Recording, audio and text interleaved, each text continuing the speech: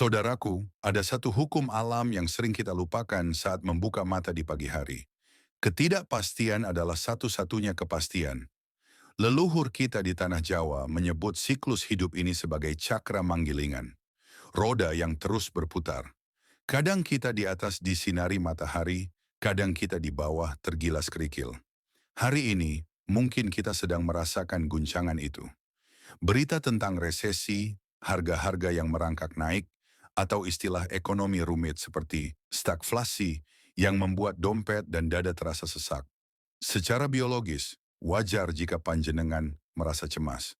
Saat kita merasa terancam, entah itu oleh harimau di hutan zaman purba atau oleh tagihan utang di zaman modern, otak kita merespons dengan cara yang sama. Amigdala, bagian otak tua kita, berteriak bahaya.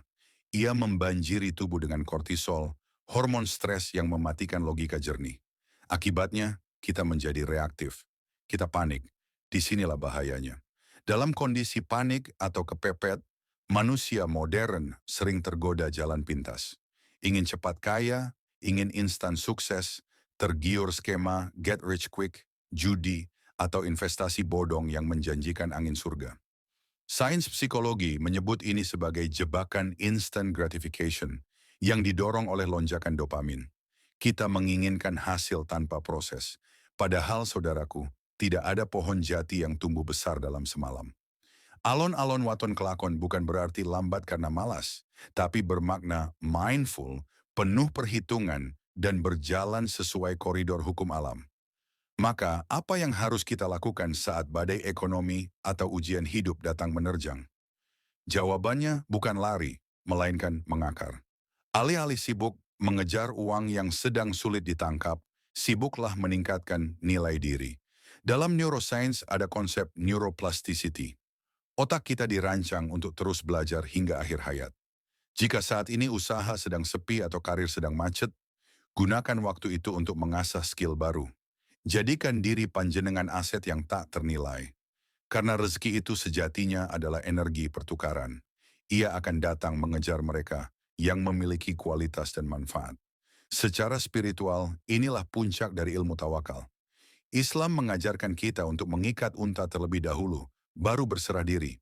Mengasah skill dan berhemat di masa sulit adalah cara kita mengikat unta. Selebihnya, kita serahkan pada Sang Maha Pengatur. Mari kita praktikkan ilmu sumeleh, meletakkan segala kekhawatiran yang tidak bisa kita kontrol. Pahamilah bahwa ketakutan akan masa depan seringkali hanyalah ilusi pikiran. Seperti yang sering kita bahas, kejadian itu netral. Persepsi kitalah yang membuatnya menjadi derita. Hiduplah di saat ini, the present moment. Fokus pada napas yang masih berhembus. Fokus pada langkah kecil yang bisa dikerjakan hari ini. Jadilah seperti bambu. Saat angin badai bertiup kencang, ia tidak kaku melawan hingga patah, tapi ia merunduk, tawadu, mengikuti arah angin, namun akarnya tetap kuat menghunjam ke bumi. Saat badai berlalu, ia akan tegak kembali dengan lebih gagah.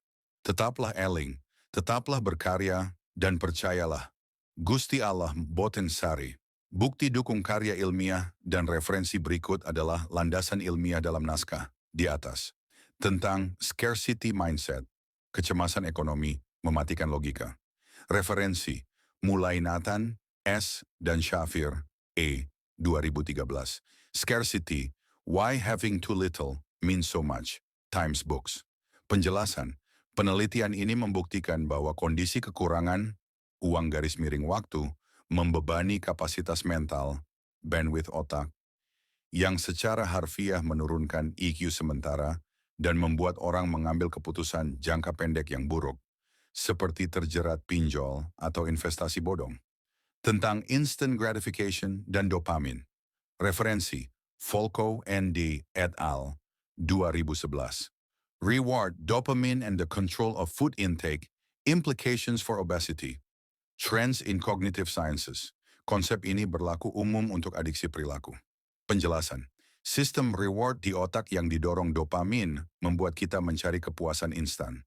Melawan ini membutuhkan fungsi eksekutif dari prefrontal cortex, yang dalam naskah kita sebut sebagai laku prihatin atau mindful. Alon-alon. Tentang neuroplasticity, belajar skill di usia dewasa. Referensi Dragansky, B. et al. 2004. Neuroplasticity, Changes in Gray Matter Induced by Training. Nature. Penjelasan, studi ini menunjukkan bahwa mempelajari keterampilan baru secara fisik mengubah struktur gray matter di otak.